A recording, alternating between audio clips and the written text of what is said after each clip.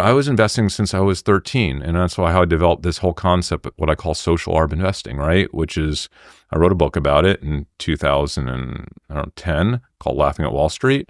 But it's all about detecting change in the world and then connecting dots between that change and the companies that would benefit or be harmed by that change.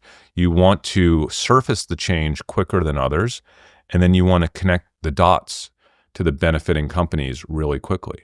And there are more elements to it than that. You have to make sure that the rest of the world doesn't already know about that thing that you discovered. When I say the rest of the world, I mean Wall Street and other retail investors. You want to make sure that there's nothing else happening at that company that could be more impactful than the piece of information that you think is going to impact that company positively or negatively. You also want to make sure that that information that you think is going to impact that company is actually meaningful. It's a needle mover, right? So I always tell like the same stories because they're super relatable. Stories like, 10 years ago when kids started playing with DIY slime, they would make slime in their house, right? And that became a really popular trend. And I was able to surface that trend pretty quickly when it was happening. And so I was like, oh, this is big. Like every kid in the world is making slime with their moms and in their house and playing with it. Well, like, how do you make this stuff? Oh, the primary ingredient is Elmer's glue. That's interesting.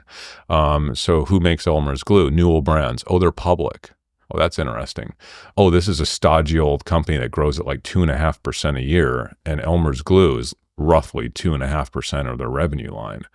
Okay, so like how much are they going to grow Elmer's glue? Oh, Elmer's glue hasn't really grown in 40 years, but now it's sold out in every store around the world. Literally sold out in every single store around the world. So you have to assume they're ramping up production of Elmer's glue.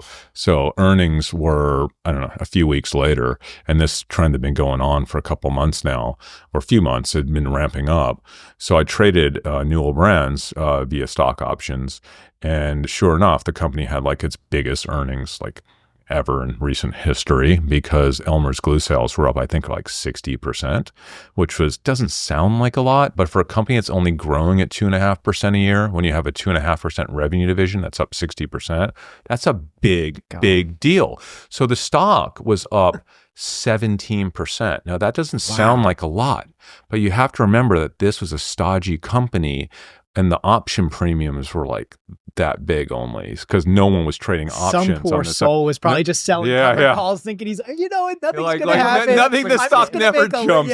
I'll be fine. The stock never jumps on earnings, Someone actually bought my option. But the story that goes all the way back to my childhood was, I was always a hustler. I would do garage sales on the weekends. Like this is way before Gary Vee was talking about garage sales.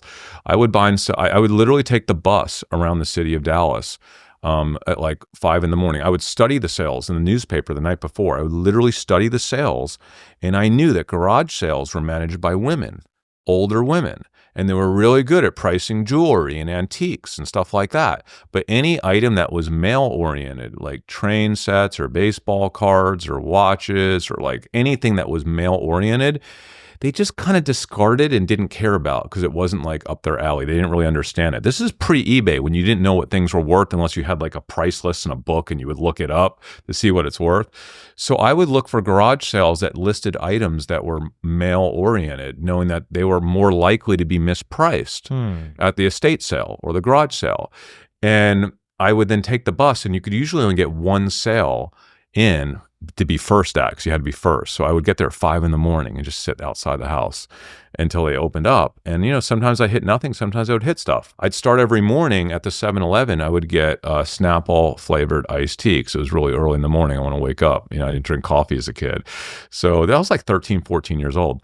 And one morning I walked in the 7-Eleven. They didn't have any lemon flavored Snapple iced tea, which is what I used to get. And I was like, what's going on? He's like, well, instead of having 2 full refrigerators of Snapple, this is back in the day when Snapple was everything. There was only half of one door of Snapple. He's like, there's competitors now, Arizona, other iced teas. He's like, that's all we're going to have from now on.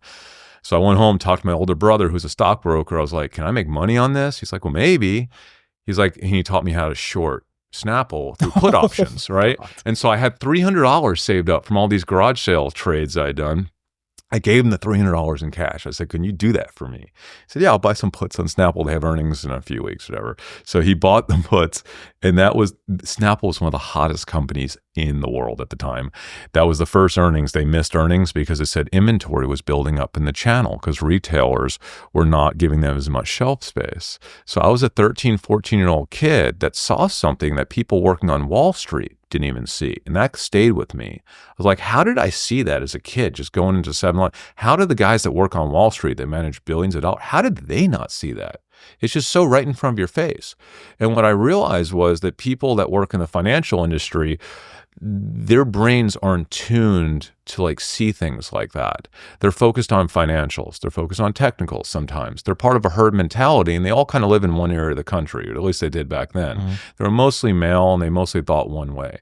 So there were lots of opportunities to see things in areas of life that they weren't really focused on, that they would miss. So the same way that I would look for male-oriented items at garage sales, I spent a lot of time in my early years trying to detect change with female-oriented trends and products and brands, or brands that were young or youthful, because an old white guy on Wall Street didn't really pay attention to things that were youthful or female or things that started trending in the middle of the country. So I remember some of my big trades from back in the day were like P.F. Chang's or Cheesecake Factory. Because think about a guy who lives in Manhattan. He just never seen a P.F. Chang's. He doesn't understand the degree of buzz that was happening in places like Texas when people were eating Chinese food for the first time, right? Or thought they were eating Chinese food. Like, he didn't understand there was like a 3-hour wait to get in that place. They didn't understand how big of a deal that was, that they would be able to open hundreds and thousands of these places, and every one would be exactly like that with 3-hour waits. They thought it was probably a fad, but no, like people outside of these cosmopolitan regions had never had Chinese food. So it's all about, I always say it's not about being really smart. It's about being smart in a totally different way than others. That's what pays dividends.